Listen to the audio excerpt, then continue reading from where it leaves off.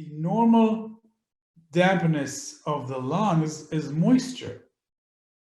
We can see this if we go to a glass and we breathe on it, we see condensation, okay?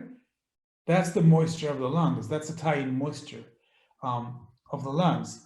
The moisture of the spleen is the ability of the spleen to make food liquid, which will then be absorbed to the blood and go into the cells to nourish the cells. So the nourishing aspect of the dampness of the spleen from a physiological perspective is this nourishing dampness.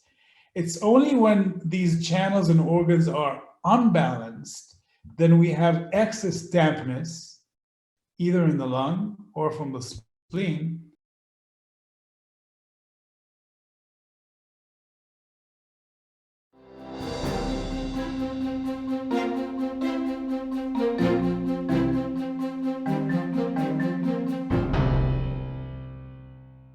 But in general, this discussion that we've learned in most schools on the sixth layer or six channels was related to the book of the Shan Han Lun.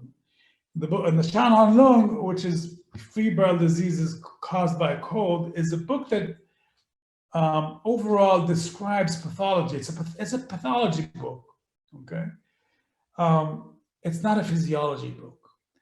And so in most schools, channel theory is addressed in relation to its pathology. But the issue is that these channels are actually the way the body is organized into functional layers. And each layer, Taiyang, Shaoyin, Yangming, Taiyin, Shaoyin, Jue Yin, has a functional physiological aspect. So stomach 36 as a Hosi point of the Yangming channel of the foot, of the stomach channel, is a point that actually directs dryness from the Yangming, from the stomach, towards the spleen.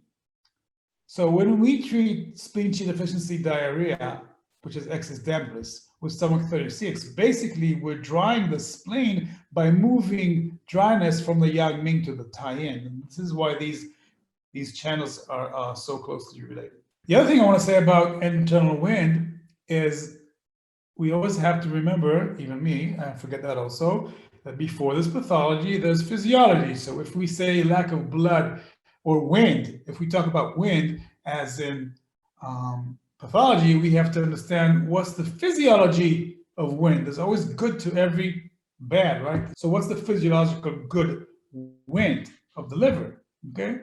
And I call that the wind in our sails. So symptoms, what are symptoms of blood deficiency?